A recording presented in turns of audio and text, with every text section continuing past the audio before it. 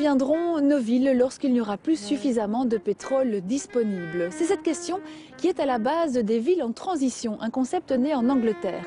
À Ath, dans le Hainaut, le mouvement est en route depuis 2010. Toute une série d'initiatives locales sont en train de se mettre en place et elles prennent de plus en plus d'ampleur. Josué fait partie de ces personnes convaincues qu'une autre manière de vivre ensemble est possible. Ce trentenaire a même fait de la transition son métier. Il donne des conférences sur ce thème et aide ceux qui veulent se lancer dans la transition à démarrer leur projet.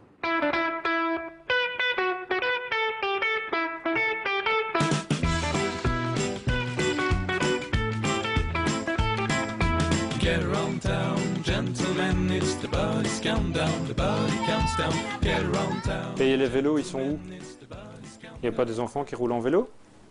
Non. Pourquoi? Parce qu'ils veulent pas, ils veulent y aller avec les voitures. Moi, je préfère aller faire un tour en vélo.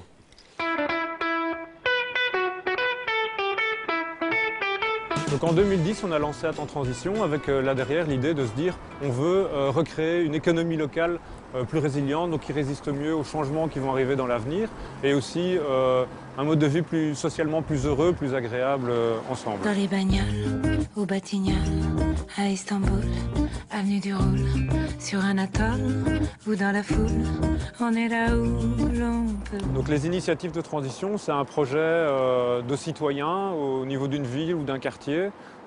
Ça a démarré en Angleterre et l'idée c'est de réfléchir ensemble entre citoyens, entre personnes ordinaires, à quel avenir on voudrait, au-delà des changements climatiques, au-delà de la fin de l'énergie bon marché, du pic du pétrole, comment on pourrait vivre bien et vivre mieux dans les limites de la planète.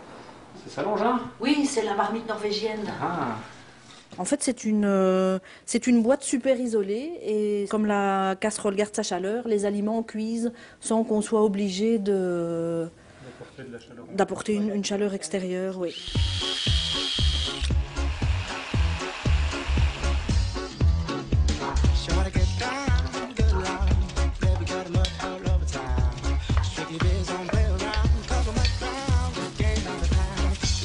Aujourd'hui, donc, on fabrique une marmite norvégienne.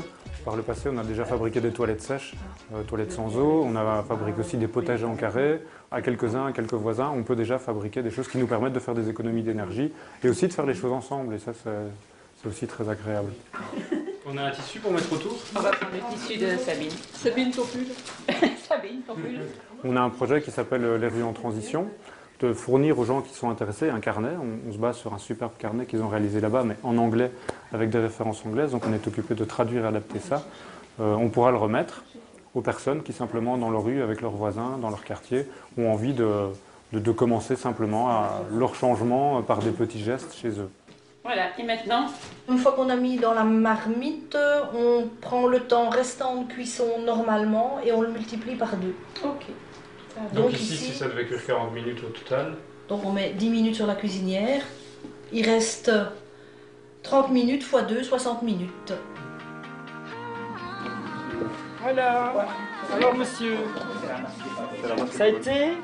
Bah, l'électricité, c'est pas vraiment ça, mais ça va le faire. Et la roue voilée. Et les roues voilées, la roue avant aussi, mais ça, j'en ai pas la clé. Aïe aïe aïe. Et alors? Ça ne vous empêchera pas de rouler quand même. Je vais pouvoir rouler quand même? Vous n'allez pas vous Pas tuer de tout de problème? suite. Non, ça Je va. peux retourner à vélo hors nu? Ouais, sans Il n'y a problème. pas de souci. Donc ici, c'est le premier hypercafé d'Ath en transition. Le principe, c'est que les gens viennent avec des objets qui ne fonctionnent plus. Et il y a des réparateurs bénévoles experts qui leur expliquent comment on peut le réparer ou quelle pièce il faudrait trouver ou qui le réparent tout de suite si c'est possible de le réparer tout de suite. Ici, on est sur un décodeur, mais je ne suis pas électronicien avec une grande expérience quand même, alors j'essaie de voir ce que je peux faire.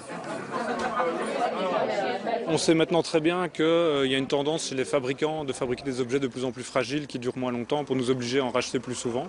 Et l'idée ici, c'est de ne pas se laisser faire par rapport à ça, parce que ça coûte beaucoup d'argent, on doit travailler plus. Il y a aussi la question des ressources naturelles qui sont limitées et qui sont utilisées pour fabriquer, donc ça a beaucoup d'impact.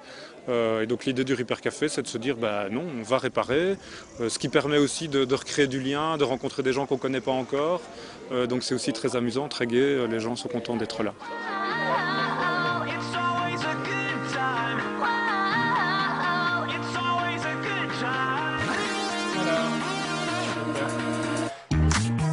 Woke up on the right side of the bed.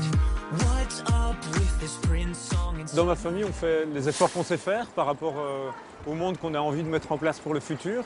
Maintenant, on n'est pas des gens parfaits, on est des gens ordinaires qui font ce qu'ils peuvent là où ils sont. On utilise encore la voiture de temps en temps, on a des appareils électroniques à la maison, on a des ordinateurs. On part aussi en vacances par exemple en été parce que mon épouse est d'origine, elle vient de Hongrie et donc on part dans la famille en été. C'est un long voyage en voiture, on ne va pas non plus arrêter d'aller voir la famille. Je pense qu'il faut rester dans un équilibre qui permet à la famille de vivre bien.